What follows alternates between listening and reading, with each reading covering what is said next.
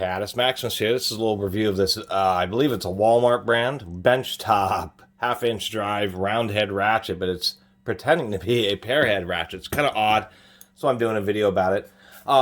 Just for the people who did see, I had done a video about this Mac ratchet and I screwed up the editing so badly I just deleted the video.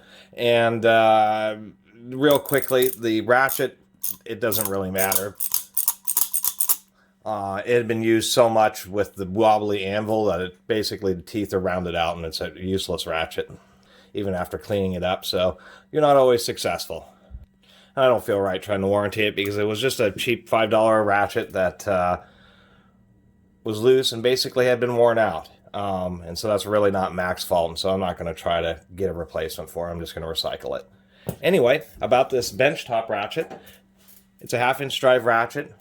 Anvil's reasonably tight for a round head style ratchet. Round head style ratchets from the factories always seem to have a lot of play in them, and I don't really understand that. This one doesn't work super well.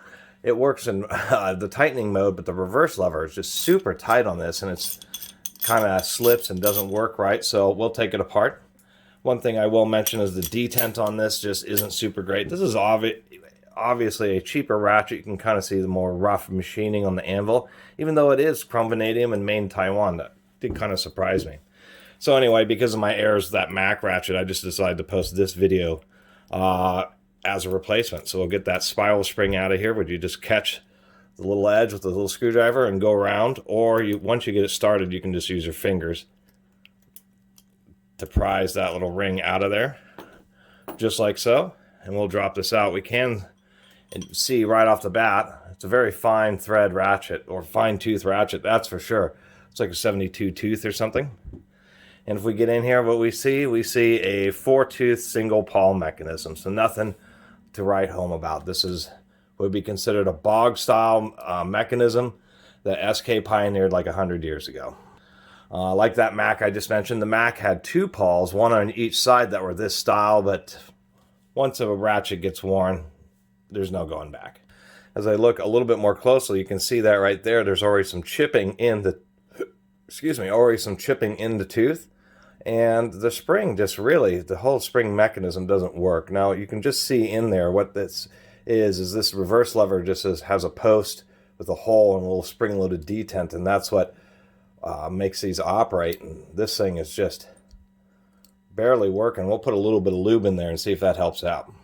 Actually, upon closer examination, I just got a brighter flashlight here, or a flashlight. You can see, if I don't expose it, you can see that there's just a little notch on the top of the detent.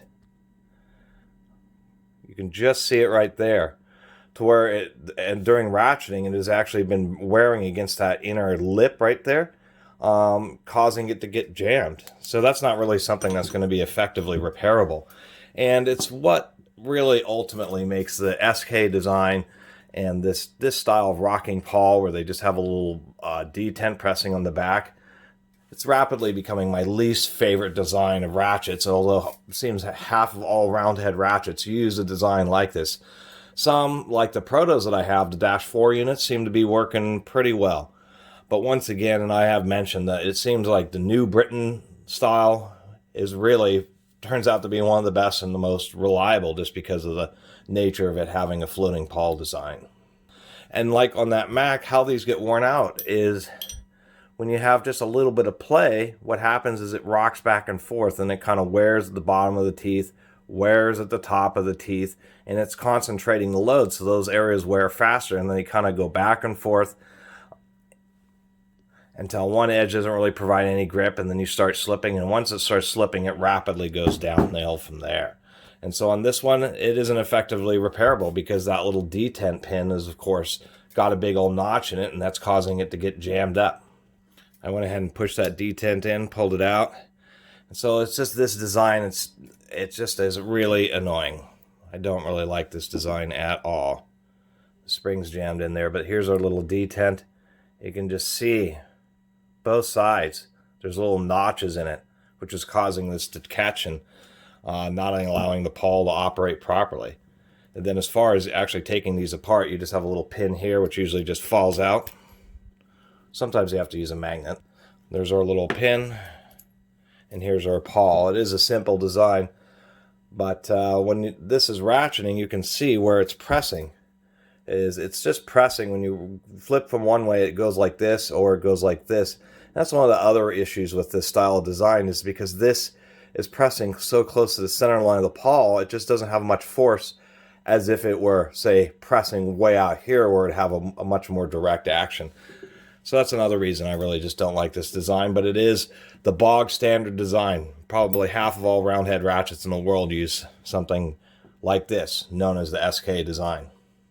So anyway, I really appreciate everybody watching and subscribing. Sorry about that Mac ratchet video. I am not a professional video editor, if that's not obvious, and so I screw up, and if I screw up bad, I'll just delete the video. But just wanted to talk about this bench top, because my goodness, they threw just a huge, let me zoom out a little bit here. I mean, that's like a pound of steel that they threw out this ratchet for just such a crummy mechanism. It's really just a waste of resources. This is just an absolute waste of resources when you just throw this much steel on a ratchet which has an inferior design. Anyway, I really appreciate everybody who's been watching and subscribing. And if you haven't subscribed, please do. Until next time, Catus Maximus out.